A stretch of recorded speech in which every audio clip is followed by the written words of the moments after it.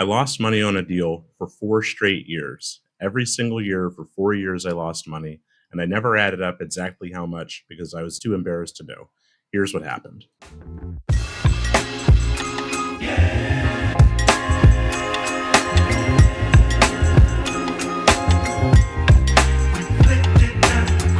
My main criteria at the time was looking for inexpensive property. That was the only criteria I thought that mattered.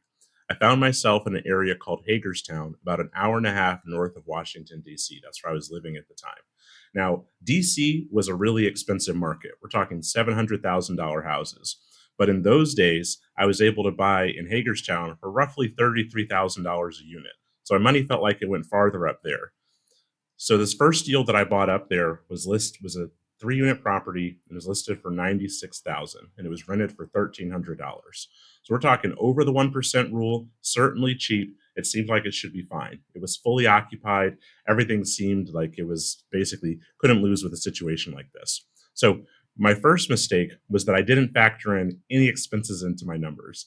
It seems comical looking back, but think about it. The only deal I had done to that point was a house hack. So at my house hack, I had done all the repairs myself. And in my mind, I didn't feel like I was even doing that many repairs. Like, okay, I changed a window blind here and there, but it didn't feel like there were that many repairs that I was actually doing.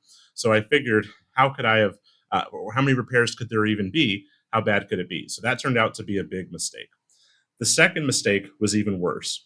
So going into buying the deal, the I was told that the tenants paid all of their utilities and expenses. But then, after we were already under contract, as time went on, I was told that in fact the owner pays for heating at the property and water.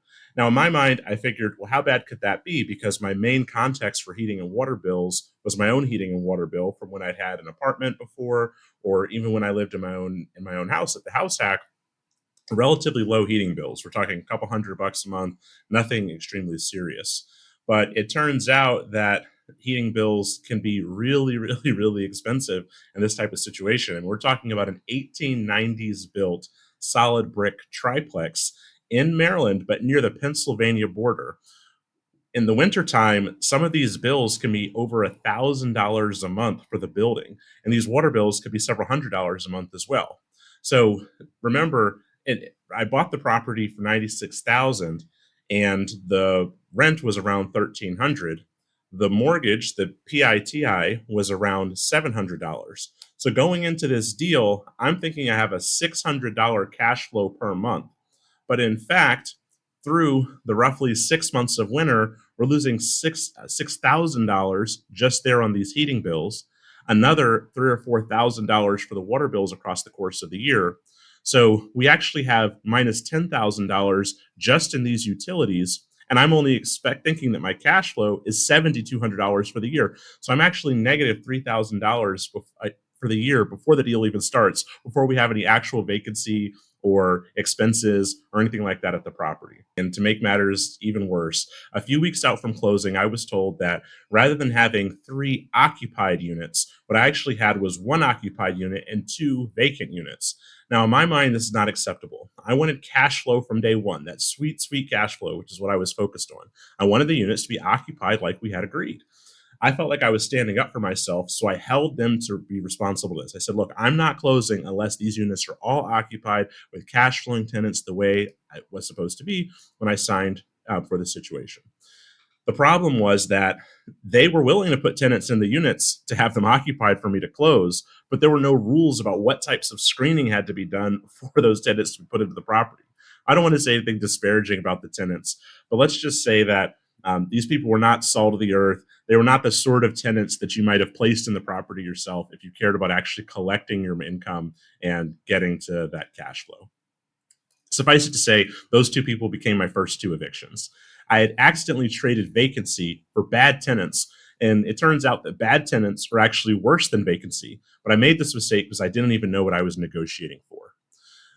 Over the years, I dealt with all types of issues at this property: bed bugs, broken appliances, non-paying tenants, every type of problem that you can imagine. And I was so embarrassed by what was going on that I just kept putting more money into the deal. So I would make money at my job, and whenever something would come up, I would pay and fix it. And in my mind, I kept thinking, I just got to get past this. I got to get past this one more one-offs is what I saw them as. This is a one-off. This is a one-off. And at some point I'll be getting to the cash flow.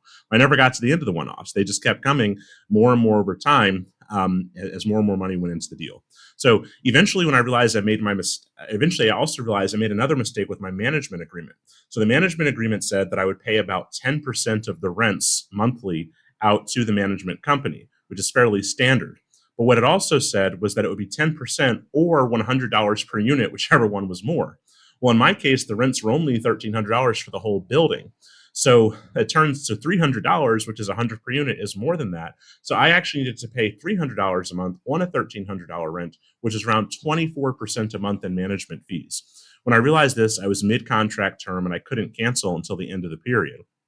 When I tried to cancel at the end of that year, then I tried contacting two other property management companies, saying if one of them would take over the property so I could get to a better structure. And they said no. They literally turned down my business and said they were not willing to come manage the property because the property was in such disrepair. They used more colorful language, but basically they're letting me know that the properties were in such terrible condition and they would rather not make money on my business than try to manage those properties. So I had no choice in my mind but to renew the management agreement. The properties were an hour and a half away. I had a bunch of time commitments in my job. I didn't see any way to self-manage. So I renewed the 24% a month management agreement with these people and continued working with them now for another year. So the takeaway was that sitting back and just expecting cash flow to show up at some point wasn't going to work. Sitting back and being passive and hoping that these other people were going to bail me out of the situation wasn't going to work.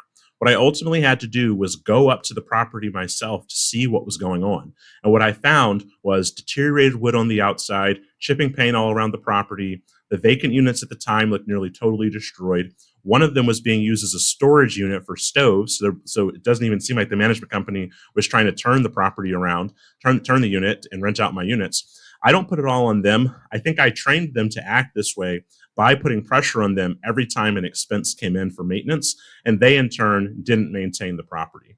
But once I figured out what was wrong with these units, I myself worked to fix a number of these problems, even with that existing management company in place. Then at the end of the next year, I was able to finally turn it over to a new property management company. At this point, we were able to get rid of the bed bugs, turn the unit around, and basically get everything back running smoothly. And you want to know the craziest part of the whole story? That property, where I lost money for 4 straight years, ended up appreciating so much in value over time that in 2022, when I finally left my job, I was able to do a cash out refinance on that property because so much equity had built up over time. And I cashed out $50,000, which was half of the money that I used to seed my BRRRR business that when I actually started doing BRRRR later, and I was able to build up to the 75 unit portfolio. So I made a ton of mistakes. I lost money for 4 straight years. It was a horrible deal. Some of the, horrible execution of a deal. Some of the mistakes were just comical. It's really almost, it was almost like I was inventing new ways to be bad at being a landlord. But ultimately, when I stopped trying to be passive and took my head out of the sand and got involved, that's how I turned things around and ultimately was able to turn this property into a big success. Yeah.